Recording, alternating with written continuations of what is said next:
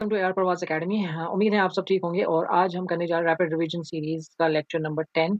इस rapid revision series में as you all must be knowing कि हमने जेके एसएसबी के जो पीवाईक्यूज़ हैं उन्हीं के ज़रिए जो है अपना जो जीके और जीएस पोर्शन है उसको रिवाइज़ किया है, ठीक है? तो आज ये लेक्चर नंबर 10 है। इन 10 लेक्चर्स में से 8 लेक्चर जो हैं वो आपके जीके जीएस के हैं। 2 लेक्चर्स मैंने जो हैं वो आपका जो एप्टीट्यूड और रीज़निंग है उस पे किए हैं। तो एप्टीट्यूड जेके एसएसबी जीएस और जीके ये कंटिन्यू होगा, लेकिन आज का ये लेक्चर जो है लेक्चर नंबर 10 है। इसमें हम कुछ 10 से 12 क्वेश्चंस डिस्कस करेंगे। हालांकि क्वेश्चन बहुत ज़्यादा यहाँ पे आप देख सकते हो 24 स्लाइड्स बनी हुई है, लेकिन फिर बहुत ज़्यादा लेक्चर बड़ा हो जाता है, उसके कारण बहुत सारी दिक्कत आती है।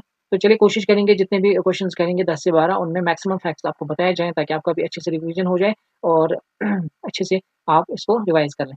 चलिए स्टार्ट करेंगे। स्टार्ट करने से पहले वही एक रिक्वेस्ट रहेगी, सब्सक्राइब ज़रूर करें अगर अभी तक आपने सब्सक्राइब नहीं किया। बाकी लेक्चर्स भी आप अच्छे से देख लें, अपना पेन पेपर के साथ लेके बैठें और उन चीज़ों को याद करें जो मैंने यहाँ पे रिवाइज़ कराई जेके एसपीवाई की सीरीज़ में, क्योंकि बहुत सारे क्वेश्चंस हैं जो बार-बार रिपीट होते हैं। आज भी हम ऐसे क्वेश्चन देखेंगे। चलिए स्टार्ट करेंगे। पहला क्वेश्चन देखेंगे। पहला क्वेश्चन आपको देखने को मिल रहा है हरि पर्वत फोर्ट।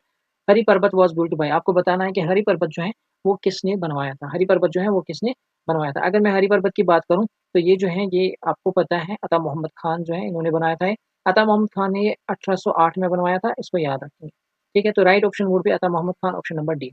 अब एक और चीज़ यहाँ पे है कि अकबर भी रिलेटेड होते हैं, अकबर को भी रिलेट किया जाता है इसके साथ, और वो भी आप याद रखेंगे। अकबर को रिलेट किया जाता है इसके साथ। अकबर ने एक्चुअली क्या किया था, इसकी जो बाहर की वॉल है, ठीक है, वॉल उसको कलाई भी कहते हैं, कलाई उसने वो बनवाई थी, ठीक है, 1565 के आसपास उन्होंने वो बनवाई थी, वो आप ध्यान में रखेंगे।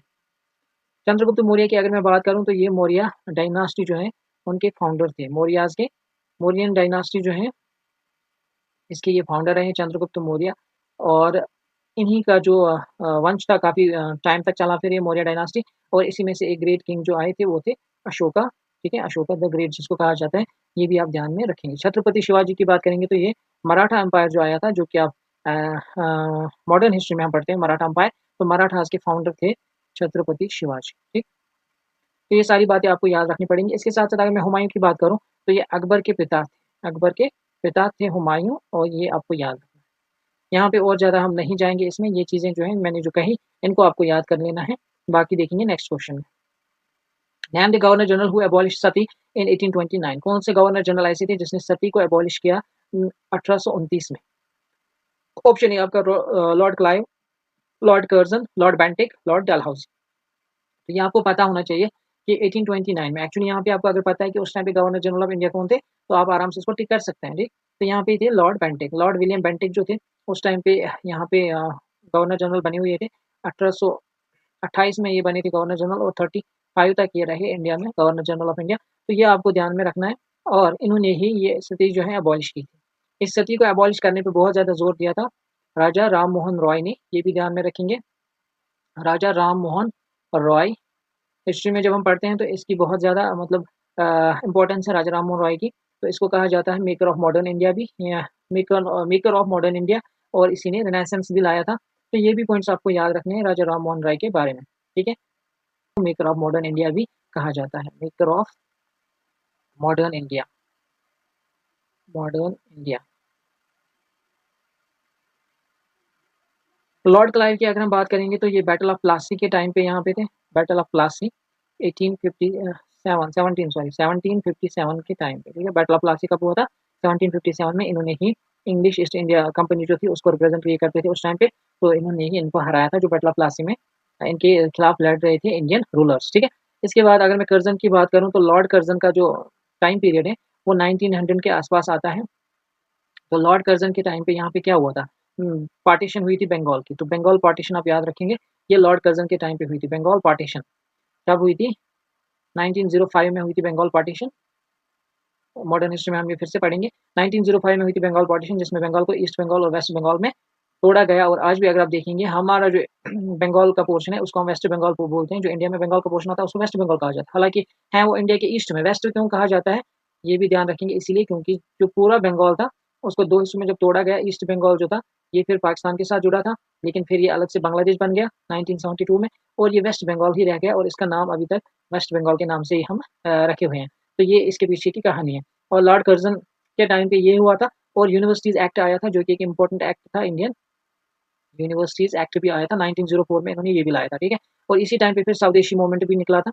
मैं यहाँ पे ज़्यादा डीप अब नहीं जाऊँगा, ये हिस्ट्री में हम फिर से रिपीट करेंगे, ठीक है। नेक्स्ट देखेंगे लॉर्ड डलहौज़ी की बात करेंगे तो लॉर्ड डलहौज़ी की जो टाइम पीरियड है, टेन्योर है, वो 1848 से 56 तक 1856 तक है। तो ये ध्यान में रखेंगे। इस टाइम पे हुआ क्या, एक तो यहाँ पे रेलवे बिछाई गई, फर्स्ट रेलवे आई थी 1853 में, टेलीग्राफ ये भी आया था।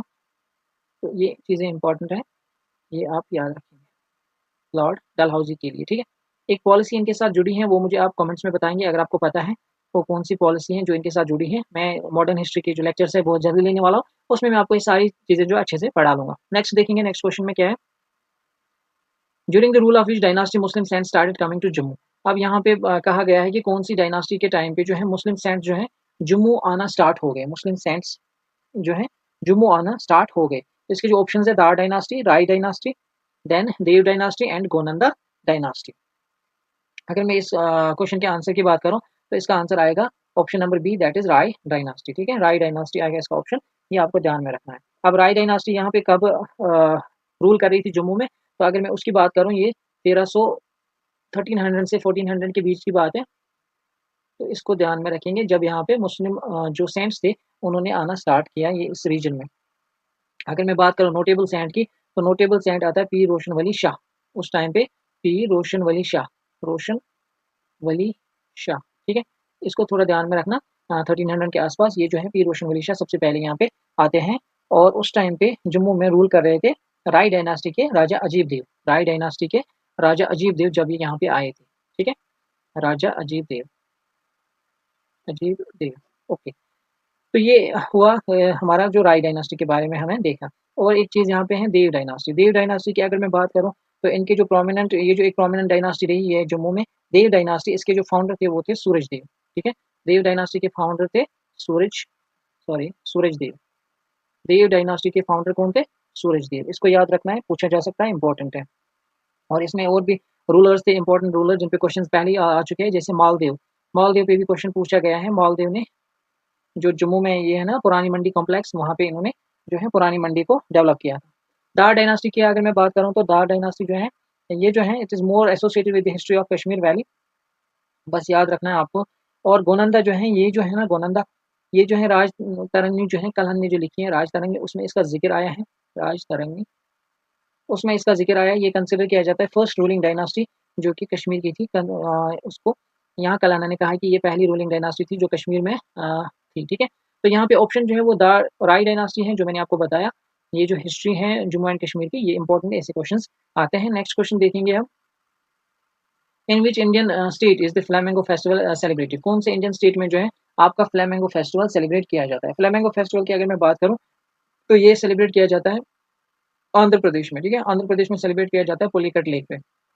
ये भी इंपॉर्टेंट है, पुलिकट लेक, इसको याद रखना, पूछा जाता है। पुलिकट लेक पे ये सेलिब्रेट किया जाता है। पुलिकट लेक जो है ये तमिलनाडु और आंध्र प्रदेश एपी के बॉर्डर पे आता है, ठीक। इसके साथ साथ ये भी याद रखेंगे Pulicat lake second largest brackish water lake है इंडिया का, second largest brackish water lake, brackish water lake है इंडिया का, ठीक है। फर्स्ट कौन है फिर? फर्स्ट है हमारा चिलिका लेक। चिलिका लेक कहाँ पे पड़ता है? चिलिका लेक जो है वो पड़ता है उड़ीसा में। ये लार्जेस्ट ब्रैकिश वाटर लेक है। Pulicat second largest brackish water lake है। फ्लेमिंगो फेस्टिवल यहाँ पे होता है आंध्र प्रदेश में जो है, ठीक है। इसको ध्यान में रखेंगे। इसके साथ साथ अगर मैं बात करूँ जम्मू एंड कश्मीर की, जम्मू एंड कश्मीर में कौन से फेस्टिवल्स होते हैं ये आपको पता होंगे। और जम्मू एंड कश्मीर का सबसे फेमस फेस्टिवल मुझे आप कमेंट में बता देंगे। आसाम की बात करेंगे तो आसाम में काजीरंगा नेशनल पार्क और मानस नेशनल पार्क है जो बहुत ज़्यादा पूछे जाते हैं, इनको याद रखना है। काजीरंगा नेशनल पार्क और मानस नेशनल पार्क, ठीक है। काजीरंगा और मानस। काजीरंगा इंपॉर्टेंट है for one horned rhinos, one horn rhinos यहाँ पे मिलते हैं, इंपॉर्टेंट है, उसके लिए ये ध्यान में रखेंगे। उसके बाद असम में जो है बिहू डांस भी होता है, इसको भी ध्यान में रखेंगे। बिहू के लिए भी ये इंपॉर्टेंट है, ठीक। असम में एक सॉरी असम में एक और फेस्टिवल होता है, वो होता है कामाख्या जो टेम्पल है वहाँ पे, वहाँ एक फेस्टिवल होता है, उसका नाम मैंने आपको पिछले लेक्चर में शायद बताया था, वो मुझे आप बता देंगे, ठीक है। कामाख्या टेम्पल जो है असम में, वहाँ पे कौन सा फेस्टिवल होता है जो सेलिब्रेट किया जाता है। राजस्थान की अगर मैं बात करूँ तो राजस्थान में आपको याद रखना है पुष्कर मेला लगता है यहाँ पे, पुष्कर कैमल फेयर होता है, ठीक है, पुष्कर कैमल फेयर। इन पे क्वेश्चंस बनते हैं, इसको आपको ध्यान में रखना है। नेक्स्ट क्वेश्चन की ओर बढ़ेंगे, लेकिन यहाँ पे ये मुझे ज़रूर बताएं कि जम्मू एंड कश्मीर का फेमस कौन सा फेस्टिवल होता है, ठीक है। यहाँ पे बहुत सारे फेस्टिवल्स होते हैं, आपको एक का नाम बताना है मुझे कमेंट्स में। नेक्स्ट क्वेश्चन देखेंगे, to which of the following neighbour country India ceded Katchatheevu island in 1974। कौन सी नेबरिंग कंट्री के साथ इंडिया ने कच्छातीव आइलैंड को बदला या सीड किया, यानी कि उनको दे दिया कच्छातीव आइलैंड, ठीक है। तो ये 1974 में हुआ। 1974 में इंडिया की पीएम जो थी वो थी इंदिरा गांधी, ये आपको पता होना चाहिए, ठीक है, इंदिरा गांधी। तो यहाँ पे आंसर रहेगा आपका श्रीलंका, ठीक है। ये जो कच्छातीव आइलैंड है ना, ये पड़ता है पाक स्ट्रेट में, जो कि इंडिया और श्रीलंका के बीच स्ट्रेट आती है, पाक स्ट्रेट बोलते हैं उसको। तो उस पे पड़ता था ये, इसीलिए फिर इसमें काफ़ी बार इनके बीच में जो है थोड़ी-सी मतलब बात बिगड़ जाती थी। तो 1974 में लेकिन इन्होंने इसको फिर इन श्रीलंका को ही दे दिया इंदिरा गांधी ने, और ये जो डिस्प्यूट हुआ करता था ये ख़त्म कर दिया। हालाँकि ये जो आइलैंड है ना, कच्छातीव आइलैंड, ये अनइन्हेबिटेड है, यानी कि यहाँ पे कोई भी लोग नहीं रह रहे हैं। अनइन्हेबिटेड है ये अभी तक, कोई लोग यहाँ पे नहीं रह रहे हैं, ऐसा कुछ नहीं है यहाँ पे लोग रह रहे हैं, यहाँ पे कोई नहीं रहता है। लेकिन ये आजकल आता है श्रीलंका की टेरिटरी में, तो ये आपको याद रखना है, ये 1974 की बात है। बांग्लादेश के साथ में हमने कुछ लैंड एन्क्लेव्स, यहाँ पे याद रखना, बांग्लादेश के साथ भी हमने कुछ लैंड एन्क्लेव जो है उनका एक्सचेंज किया, वो हमने 2015 में किया। वो हमने by constitutional amendment, 100th constitutional amendment जो थी उसके अकॉर्डिंग यहाँ पे हमने इनके साथ जो भी था बांग्लादेश के साथ डील किया उन लैंड एन्क्लेव्स को, जहाँ पे हमने कुछ लैंड एन्क्लेव्स बदले, ठीक है, ताकि बाउंड्री लाइन जो है वो सीधी हो जाए। ये आपको ध्यान में रखना है, ये इंपॉर्टेंट है, पूछा जा सकता है और उस पर क्वेश्चन आते भी हैं, ठीक है। तो इसके साथ साथ आपको याद रखना है, म्यांमार जो है ना हमारा, म्यांमार ये शेयर करता है बाउंड्री इंडिया के कुछ स्टेट्स के साथ, वो भी पूछा जाता है कि उसके स्टेट के साथ म्यांमार जो है बाउंड्री शेयर करता है। यहाँ पे याद आपको रखना है, अरुणाचल प्रदेश, नागालैंड, मणिपुर और मिजोरम। अरुणाचल प्रदेश, नागालैंड, मणिपुर और मिजोरम, ठीक है। अभी मैंने कल शायद आपको कराया भी वो क्वेश्चन, एक क्वेश्चन आया था जिसमें यही कहा गया था कि Myanmar states boundaries with which of the following states, वहाँ पे एक ऑप्शन दिया गया था असम। हालांकि असम वहाँ पे करेक्ट ऑप्शन था कि इसके साथ ये शेयर नहीं करती है बाउंड्री, बल्कि अरुणाचल प्रदेश, नागालैंड, मणिपुर और मिजोरम इनके साथ ये बाउंड्री शेयर करता है। इसको याद रखना है आपको, ये बहुत ही इंपॉर्टेंट है। ये जो है मालदीव्स, ये एक आइलैंड कंट्री है, ठीक है, आइलैंड कंट्री है, आइलैंड नेशन जिसको हम बोलते हैं। मालदीव क्या है, एक आइलैंड नेशन है जो इंडिया से सेपरेट होता है by 8 degree channel. Island nation, it is separated from India by 8 degree channel, separated from India by 8 degree channel, 8 degree channel, ठीक है। 10 डिग्री चैनल किस किस को सेपरेट करते हैं, अगर पता है तो कमेंट में बता दो। नेक्स्ट क्वेश्चन देखेंगे, राजस्थान, गुजरात, जम्मू एंड कश्मीर, हिमाचल प्रदेश, ये जो डेजर्ट डेवलपमेंट प्रोग्राम है ना, इसके काफ़ी क्वेश्चंस आए हैं पिछले 2 साल में।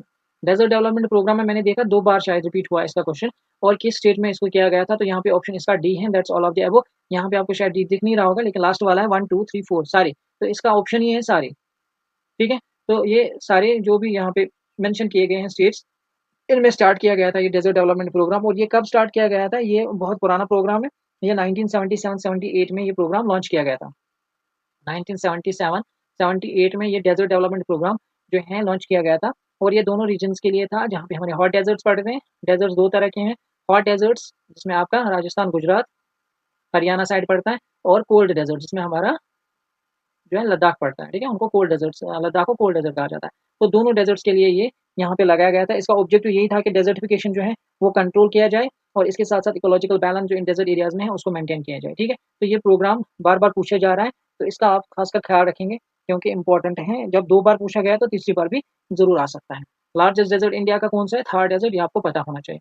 नेक्स्ट क्वेश्चन की ओर बढ़ेंगे, consider a scenario in which a small country imposes a tariff on a product which statement below is false। आपको बताना है कि अगर कोई स्मॉल कंट्री इम्पोज करती है टैरिफ, तो आपको बताना है कौन सा स्टेटमेंट यहाँ पे फॉल्स रहेगा। सबसे पहले आपको समझना पड़ेगा टैरिफ इफेक्ट। अगर हम किसी भी चीज़ पे टैरिफ लगाएंगे तो उसका इम्पैक्ट क्या होगा। देखो, अगर ये ए कोई कंट्री है और ये किसी चीज़ पे टैरिफ लगा रही है, यानी कि बाहर से जो इम्पोर्ट करते हैं ना हम चीज़ें, उन पे जब आप टैक्स लगाते हो, टैरिफ लगाते हो, तो इसका मतलब जो इम्पोर्टर्स होते हैं, जो इम्पोर्ट करते हैं चीज़ें, वो कम करेंगे। जब वो इम्पोर्ट ही कम करेंगे तो जो डोमेस्टिक हमारा मार्केट है उसमें जो वो चीज़ें ऑलरेडी थी, उनका प्राइस क्या होगा, बढ़ जाएगा। क्यों? क्योंकि चीज़ें अवेलेबल अब कम होंगी, टैक्स की वजह से सप्लाई कम हो जाएगी, और जब सप्लाई कम हो जाएगी तो प्राइस बढ़ जाएगा, ठीक है, प्राइस बढ़ जाएगा। तो टैरिफ इफेक्ट ये होता है कि जब भी आप किसी चीज़ पे टैरिफ लगाते हो तो उसका प्राइस जो है डोमेस्टिक मार्केट में वो बढ़ जाएगा। क्या होगा, बढ़ जाएगा। अब यहाँ पे ऑप्शंस देखो, the consumer goods consumer surplus will decrease, goods का कंज्यूमर का जो सरप्लस है वो डिक्रीज हो जाएगा, ऐसा तो नहीं है। The surplus of the producer of the goods will decrease, surplus of the producer of the goods will decrease. हमें क्या बोलना है, हमें बोलना है फॉल्स कौन सा है, ये ध्यान में रखेंगे। We have to find the false statement. अब यहाँ पे देखो, the surplus of the producer of the goods will decrease, ये बोल रहा है कि जो भी प्रोड्यूसर है उसका सर्पल जो है वो कम हो जाएगा। अब मुझे एक बात बताओ, डोमेस्टिक मार्केट में जो भी प्रोड्यूसर होगा, जब यहाँ टैरिफ लगेंगे, बाहर से कम चीजें आएंगी, जो डोमेस्टिक मार्केट में प्रोड्यूस कर रहा है कोई ये चीज, तो उसका जो सर्पल्स होगा वो कम होगा कि ज्यादा होगा। सर्पल्स का मतलब है एक्स्ट्रा फायदा, बेनिफिट। तो जब रेट बढ़ जाएगी तो उसका बेनिफिट तो बढ़ जाएगा, ठीक है ना, इंक्रीज हो जाएगा उसका फायदा। हालांकि यहाँ पे लिखा है डिक्रीज हो जाएगा, डिक्रीज नहीं होगा, इंक्रीज होगा। तो इसका option number B is the correct answer इस क्वेश्चन। ठीक है, आई होप आपने अंडरस्टैंड कर लिया ये टैरिफ इफेक्ट क्या होता है। टैरिफ इफेक्ट होता है जब आप किसी चीज़ पे टैरिफ लगाते हो बहुत ज़्यादा, तो उस कंट्री में वो चीज़ें महंगी हो जाएंगी। क्यों? क्योंकि बाहर से कम आएंगी, क्योंकि टैरिफ ज़्यादा जा रहा है, टैक्स ज़्यादा जा रहा है, तो कम आएंगी। जो प्रोड्यूस कर रहा है डोमेस्टिक मार्केट में वो वाला प्रोडक्ट, उस प्रोडक्ट की रेट तो बढ़ ही जाएगी, है ना। तो जब रेट बढ़ती है तो सरप्लस भी बढ़ेगा प्रोड्यूसर का, जो भी उसको प्रोड्यूस कर रहा है। जब उसका सरप्लस बढ़ेगा तो ऑब्वियसली यहाँ पे डिक्रीज तो नहीं होगा फिर, तो ये तो गलत ऑप्शन है, फिर ये हमें बोलना था। Number of goods imported will decrease, ये तो कॉमन सेंस है ना। अगर टैरिफ लग गया तो नंबर ऑफ गुड्स तो डिक्रीज होंगे ही, क्योंकि ज़्यादा महंगी चीज़ें तो कोई भी नहीं लाना चाहेगा, फिर मार्केट चलेगा कि नहीं चलेगा। तो नंबर ऑफ गुड्स जो है वो डिक्रीज हो जाएंगे, ये भी ठीक है। Total drop in surplus will be less than the weight, dead weight, ये तो इसमें तो ना ही जाए। डेड वेट का यहाँ डेड वेट लॉस का यहाँ पे कॉन्सेप्ट है। तो डेड वेट लॉस का मतलब ये होता है कि जब भी आप नेट लॉस निकालते हो किसी भी economic, the net loss of economic efficiency, जब हम उसका इक्विलिब्रियम डिस्टर्ब करते हैं, ठीक है, तब हम उसको डेड वेट के हिसाब से देखते हैं। लेकिन इसमें आप नहीं जाएंगे, बस यहाँ पे इतना याद रखेंगे जो मैंने आपको समझाया, टैरिफ इफेक्ट। टैरिफ इफेक्ट यही है कि जब भी कोई कंट्री किसी चीज़ पे टैरिफ लगाती है इम्पोर्ट्स पे, तो उसका क्या होगा, इम्पोर्ट्स कम हो जाते हैं, और इम्पोर्ट जब कम होंगे डोमेस्टिक मार्केट में जो प्रोडक्ट है उसका प्राइस बढ़ जाएगा, और उसका प्राइस बढ़ जाएगा तो प्रोड्यूसर का सर्पल्स बढ़ जाएगा। सर्पल्स का मतलब होता है यहाँ पे एक्स्ट्रा बेनिफिट, एक्स्ट्रा फायदा। ये इकोनॉमिक्स में हम पढ़ेंगे, चूंकि हम पीवाईक्यूज कर रहे हैं तो ज़्यादा डीप है, यहाँ पे ज़्यादा डीप मैं जाना नहीं चाहूँगा। इसके साथ साथ एक और चीज़ आप याद रखेंगे यहाँ पे, वो है प्रोटेक्शनिज्म। इसी को एक्चुअली हम प्रोटेक्शनिज्म बोलते हैं। प्रोटेक्शनिज्म का मतलब यही है, जब आप बाहर के इम्पोर्ट्स पे टैरिफ ज़्यादा लगाते हो, टैक्स ज़्यादा लगाते हो, ताकि जो डोमेस्टिक लेवल पे आपके प्रोड्यूसर्स हैं उनको फ़ायदा हो। डोमेस्टिक लेवल पे जो चीज़ें प्रोड्यूस कर रहे हैं उन पे फ़ायदा हो। सपोज अगर यहाँ पे सैमसंग के फ़ोन्स पे हम लगाएंगे बहुत ज़्यादा टैरिफ, कि कोई भी सैमसंग का फ़ोन अब नहीं लाएगा, क्यों? क्योंकि जब टैरिफ ज़्यादा लग जाएगा उसका प्राइस बढ़ जाएगा। जब प्राइस बढ़ जाएगा ना तो लोग कम प्रेफर करते हैं महंगी चीज़ लेना। लेकिन अगर हमें वहाँ पे डोमेस्टिक का कोई बंदा है जो फ़ोन निकाल, जैसे रेडमी, तो रेडमी जो है उसकी जो सेल्स हैं वो बढ़ जाएंगी। ये इसीलिए किया जाता है प्रोटेक्शनिज्म, ताकि जो डोमेस्टिक आपके प्रोड्यूसर्स हैं उनको फ़ायदा पहुँचाया जाए, और उन कंपनीज़ को जो है लार्ज स्केल पे हम सामने लाएँ, ठीक है? लोग उनको ज़्यादा खरीदें। तो इसको याद रखना, उसको बोलते हैं प्रोटेक्शनिज्म। नेक्स्ट क्वेश्चन देखेंगे, what happens if the price floor is set higher than the equilibrium price. अगर हम इकोनॉमिक्स में देखो, दो चीजें हैं इकोनॉमिक्स में, आपको पता है डिमांड और सप्लाई होती है, ठीक है, डिमांड एंड सप्लाई। अब मुझे एक बात बताओ, अगर हमने कोई चीज का प्राइस, ये अगर हमारा इक्विलिब्रियम था, हमने किसी चीज का प्राइस इक्विलिब्रियम से ऊपर रखा, मुझे बता उससे क्या होगा, उस सब्सटेंस का या उस गुड का, कोई गुड है हमारा, गुड ए, ठीक है, हमने इसका प्राइस, इक्विलिब्रियम प्राइस यहाँ पे था, हमने इससे ऊपर बढ़ा दिया इसका प्राइस, तो मुझे बताओ इसकी स्कैरसिटी होगी, इसकी स्टेबिलिटी आएगी, इसमें सरप्लस होगा कि इसमें कुछ नहीं होगा।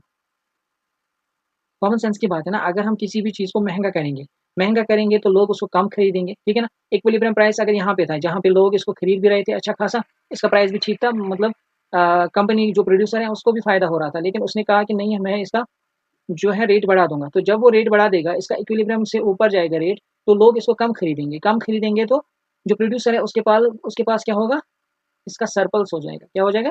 सरप्लस, क्योंकि लोग कम खरीदेंगे तो उसके पास ज़्यादा बच जाएगा।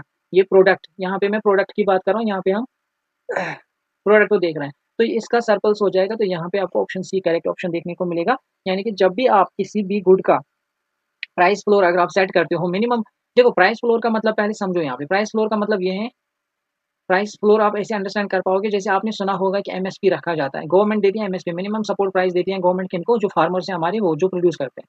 मिनिमम सपोर्ट प्राइस का मतलब, अगर मैंने कहा कि राइस जो है उसके 1 kg का प्राइस मैंने सेट करके रखा 30, यानी कि गवर्नमेंट ने करके रखा 30 रुपीज़, ठीक है, तो ये मिनिमम सपोर्ट प्राइस है, इसी को हम बोलते हैं प्राइस फ्लोर, यानी कि इससे कम बेचना नहीं है, ठीक है, इससे कम कोई भी मतलब उसको नहीं खरीदेगा। क्योंकि देखो, अगर आप जाओगे अब इसी फार्मर के पास, उसे कहोगे मुझे 25 रुपये में 1 किलो दे दो, वो क्या बोलेगा आपको, नहीं मैं नहीं बेचूंगा, क्योंकि उसको गवर्नमेंट ऑलरेडी 30 रुपये दे रहे हैं, तो वो आपको नहीं देगा वो। तो ये उसका जो है प्राइस फ्लोर सेट है, तो वो आपको बोलेगा 30, इसका जो है प्राइस फ्लोर सेट है, मुझे आपको 35 में बेचना, अगर आपको लेना मैं 35 में दे दूंगा, क्योंकि 30 तो मुझे गवर्नमेंट भी दे रही है। तो फिर आप मजबूर हो जाते हो इसको लेने के लिए। यही आपको यहाँ पे कहा गया था कि अगर हम प्राइस फ्लोर सेट करेंगे इक्विलिब्रियम प्राइस से ऊपर, इक्विलिब्रियम प्राइस क्या था, कुछ भी होता हो सकता है, उससे ऊपर जब आप इसको सेट करते हैं तो बहुत कम लोग इसमें खरीदेंगे, उसकी वजह से जो है सरप्लस ज़्यादा हो जाएगा, ठीक है, सरप्लस ज़्यादा हो जाता है। ठीक है, आपको ध्यान में रखना था, यहाँ पे ये भी इकोनॉमिक्स से आया है। नेक्स्ट क्वेश्चन देखेंगे, the Pierre de Coubertin medal is awarded for the excellence in which field. Pierre de Coubertin medal जो है किस फील्ड में दिया जाता है? पैरी डी क्यूबर्टन मेडल जो है ये स्पोर्ट्स में दिया जाता है और आपको ये याद रखना पड़ेगा। अब यहाँ पे इसके बारे में कुछ चीज़ें हैं जो हमें पढ़नी है। वो ये है कि पैरी डी क्यूबर्टन मेडल जो है ना, सबसे पहले तो इसका नाम जो पैरी डी क्यूबर्टन मेडल ये किस पे रखा गया है? ये एक बंदा था डी क्यूबर्टन, जिसको हम बोलते हैं founder of modern Olympics. Pierre de Coubertin जो है ये एक बंदा था, इसको कहा जाता है फाउंडर ऑफ मॉडर्न ओलंपिक्स। ये पॉइंट्स इंपॉर्टेंट है, याद रखना इसको, ठीक है। इसको, इस मेडल को कहा जाता है spirit of true spirit of sportsmanship medal. True spirit of sportsmanship medal भी इसको कहा जाता है, true spirit of sportsmanship medal. तो ये चीज़ें आपको याद रखनी है यहाँ पे। अब ये सपोर्ट्स के साथ जुड़ा हुआ, ये आपको याद रखना है। उसके साथ साथ जो है ये भी याद रखना है कि ये जो दिया जाता है ना, ये दिया जाता है बाय इंटरनेशनल ओलंपिक कमेटी। ये जो मेडल दिया जाता है ये आईओसी देती है। आईओसी का मतलब है इंटरनेशनल ओलंपिक कमेटी जो है वही देती है। किस बंदे को देती है ये दिया जाता है उन एथलीट्स को जो डिमॉन्स्ट्रेट करते हैं Olympic spirit with exceptional sportsmanship, ठीक है। ये दिया जाता है एथलीट्स को with exceptional sportsmanship, athletes with exceptional sportsmanship. तो ये कुछ पॉइंट्स हैं जो इस मेडल के बारे में आपको याद रखना है। एक्सेप्शनल स्पोर्ट्समैनशिप, ठीक। तो ये पॉइंट्स से आपको ये याद रखने हैं, ये इंपॉर्टेंट है। और इस मेडल के बारे में जो आपने याद रखना है, पहला ये फाउंडर जो है इसका पैरी डी क्यूबर्टन मेडल जो है ये फाउंडर के नाम से हैं, जो कि मॉडर्न ओलंपिक्स के फाउंडर कंसिडर किए जाते हैं। दूसरा ये कि ये उन एथलीट्स को दिया जाता है which have exceptional sportsmanship spirit. तो इस रिगार्डिंग भी आपको ये याद रखना है। एक और चीज़ जो मैं एक्स्ट्रा यहाँ पे आपको बोलना चाहूँगा वो ये है कि एबल प्राइज़ जो आता है वो मैथमेटिक्स में दिया जाता है, ठीक है। इकोनॉमिक्स में तो आपको पता है यहाँ पे नोबेल प्राइज़ ही मिलता है, ठीक है। मैथमेटिक्स की बात मैं करूँ तो मैथमेटिक्स में 2 मेडल्स हैं जो आपको याद रखने हैं, पूछते हैं। एक है आपका एबल प्राइज़, ये भी दिया जाता है in the field of mathematics. और एक है आपका fields medal. Fields medal, fields medal को कंसिडर किया जाता है Nobel prize of mathematics, Nobel prize of mathematics. ये जो फील्ड्स मेडल है ना, ये भी मैथमेटिक्स के ही इसमें दिया जाता है और इसको कंसिडर किया जाता है नोबेल प्राइज़ ऑफ मैथमेटिक्स। तो ये चीज़ें आपको याद रखनी बहुत ज़रूरी है। म्यूजिक से रिलेटेड सबसे बड़ा अवार्ड होता है ग्रैमी अवार्ड, ठीक है, इसको भी याद रखेंगे। म्यूजिक से रिलेटेड सबसे बड़ा अवार्ड होता है that is your Grammy award. देखेंगे नेक्स्ट क्वेश्चन कौन सा है, in which year kabaddi was introduce for the first time in the national games of India. कौन से साल कबड्डी को सबसे पहले इंट्रोड्यूस किया गया इंडिया की नेशनल गेम्स में? ये इंपॉर्टेंट क्वेश्चन है, या अच्छा क्वेश्चन है, इसको याद रखना जरूरी है। कौन से साल कबड्डी को इंडिया की नेशनल गेम्स में पहली बार इंट्रोड्यूस किया गया? तो आपको यहाँ पे सिर्फ साल याद रखना है और वो साल है 1938, ठीक है। 1938 इसका आंसर है, option number B would be the correct option. इस टाइम पे जो इंडियन नेशनल गेम्स है वो कहाँ पे हो रही थी? कैलकाटा में, ठीक है, कैलकाटा। ये भी याद रखेंगे 1938 में कैलकाटा के टाइम पे जो है 1938 में कबड्डी को पहली बार इंट्रोड्यूस किया गया इंडिया की नेशनल गेम्स में। ये आपको सबसे पहले याद रखना है। दूसरी बात याद ये रखेंगे कि एशियन गेम्स में कबड्डी को कब इंट्रोड्यूस किया गया? एशियन गेम्स में कबड्डी को 1990 में इंट्रोड्यूस किया गया। 1990 में तब हो रहे थे चाइना की बीजिंग में। 1990 में एशियन गेम्स हो रहे थे चाइना की बीजिंग में और वहाँ पे ही पहली बार जो है कबड्डी इंट्रोड्यूस हुआ था एशियन गेम्स में, ठीक। एक और चीज़, PKL प्रो कबड्डी लीग, कभी कभी ये पूछा जाता है, ये 2014 से स्टार्ट हुआ था, PKL pro kabaddi league, okay. ये सारी चीज़ें इंपॉर्टेंट याद रखेंगे। हिस्ट्री पॉइंट ऑफ व्यू से 1939 इंपॉर्टेंट है, यहाँ पे बना था फॉरवर्ड ब्लॉक। फॉरवर्ड ब्लॉक किसने बनाया था? सुभाष चंद्र बोस ने, ठीक है, इसको भी याद रखेंगे। मिलते हैं आपको अगले क्वेश्चन में। क्या है अगला question? What is the relation between mass and wavelength of any matter as per de Broglie relation? आपको बताना है क्या रिलेशनशिप है मास और वेवलेंथ में, जो de Broglie equation as per de Broglie equation. तो डी ब्रोगली इक्वेशन क्या है पहले आपको ये पता होना चाहिए। डी ब्रोगली इक्वेशन आपको बताती है lambda is equals to h upon p. P यहाँ पे क्या है? मोमेंटम है पार्टिकल का। एच क्या है? प्लैंक्स कांस्टेंट है, ठीक है। मैं यहाँ पे लिखूँ, यहाँ आप खुद लिखेंगे प्लैंक्स कांस्टेंट, प्लैंक्स कांस्टेंट है ये। और ये जो है आपका मोमेंटम होता है और आपको पता है मोमेंटम हमारा होता है लैम्डा आएगा हमारा एच अपॉन एम वी। अब ये क्या है? ये आपका वेवलेंथ है, ये आपका मास है। अब इनके बीच में रिलेशनशिप कैसी है वो आप देख सकते हैं। Lambda is inversely proportional to mass, तो both are inversely proportional. Option number B would be the correct option here, you have to remember this. अब ये जो डी ब्रोगली इक्वेशन है ना, इसने क्या बोला था आपको डी ब्रोगली इक्वेशन में, यहाँ पे आप याद रखेंगे, ये आपको ड्यूअल नेचर ऑफ पार्टिकल के बारे में बोलता है, ड्यूअल नेचर ऑफ पार्टिकल, ठीक है? जो भी हमारे पार्टिकल्स होते हैं उनके ड्यूअल नेचर के बारे में बोलता है, जिसमें ये कहता है कि आपके जो पार्टिकल्स हैं उनमें पार्टिकल नेचर भी होता है और वेव नेचर भी होता है। पार्टिकल नेचर कैसे पता चलेगा आपको? जिसका मास हो, ठीक है? वेव नेचर दूसरा नेचर होता है और ये आपको बताता है उसका लैम्डा, दैट इज वेवलेंथ। तो ये 2 चीज़ें आप यहाँ पे एक्स्ट्रा याद रख लेंगे और कुछ भी नहीं। और यहाँ पे प्लैंक्स कांस्टेंट आया था, प्लैंक्स कांस्टेंट का वैल्यू कभी पूछते तो 6.26 into 10 to the power minus 34, इसका यूनिट होता है जूल सेकंड। ये भी इंपॉर्टेंट है, दीज आर इंपॉर्टेंट क्वेश्चंस। अच्छे क्वेश्चंस यहाँ पे इकोनॉमी और साइंस से पूछे गए हैं जो हम डिस्कस कर रहे हैं आज, ठीक है? तो इसलिए पूरा लेक्चर जरूर देखें, सब्सक्राइब जरूर करें, अगर कुछ पसंद आ रहा हो तो सब्सक्राइब भी करें साथ साथ में। लास्ट क्वेश्चन आज के सेशन का, हाँ फिर दूसरा सेशन में बाकी क्वेश्चन करेंगे। Osteocytes are found in, osteocytes कहाँ पे मिलते हैं? ऑस्टियोसाइट्स कहाँ पे मिलते हैं? Blood, bone, lymph, cartilage. इस क्वेश्चन का आंसर आएगा आपका बोन, क्योंकि ऑस्टियोसाइट्स से ही पता चलता है आपको। ऑस्टियो का मतलब ही होता है bone, osteo is related to bone, cytes का मतलब क्या है? सेल्स, ऑस्टियोसाइट्स, ठीक है? तो इस क्वेश्चन का आंसर आपका आएगा ऑप्शन नंबर बी, ठीक है? अभी कहीं नहीं जाना है, मैंने कहा है लास्ट क्वेश्चन, लेकिन देखिए यहाँ पे एक और चीज आप याद रखेंगे, कॉन्ड्रोसाइट्स। कॉन्ड्रोसाइट्स हम बोलते हैं उन सेल्स को जो आपके कार्टिलेज में प्रेजेंट है, कॉन्ड्रोसाइट्स कार्टिलेज, ठीक है? ये इंपॉर्टेंट पॉइंट से याद रखेंगे। कॉन्ड्रोसाइट जो होते हैं these are the cells found in cartilage.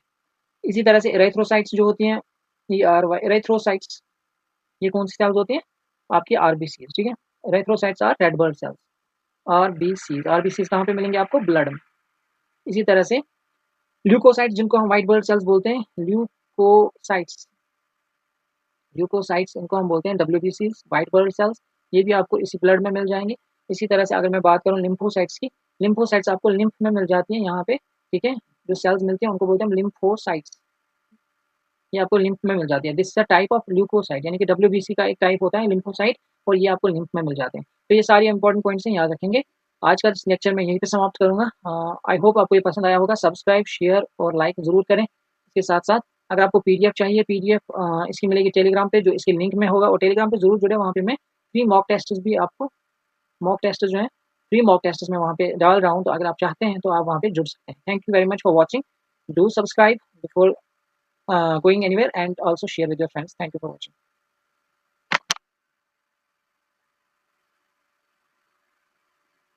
Do subscribe.